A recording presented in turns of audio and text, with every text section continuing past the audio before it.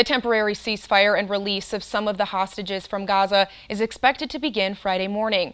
Qatar has been important in the negotiations of the deal and has announced the timeline for the temporary pause in the war and the release of the hostages. Here's ABC's Patrick Reveal reporting from Tel Aviv. Qatar's foreign ministry says the temporary ceasefire between Israel and Hamas will now begin Friday at 7 a.m. local time and last 4 days, saying the first hostages will be released later Friday afternoon. Under the terms of the deal, roughly 50 hostages held captive in Gaza, women and children, are to be released. In exchange, Israel to free at least 150 Palestinian prisoners, women and teenagers.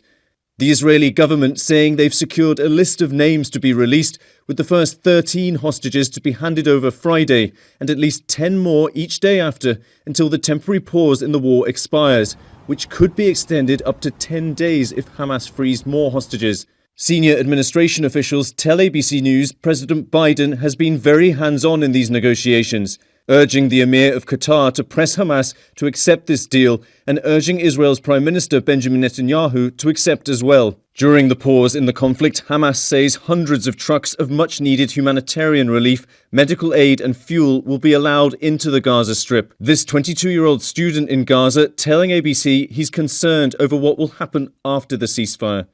I have a feeling of joyful and horrifying and a little bit of happiness and crying also if there is a ceasefire for 4 days.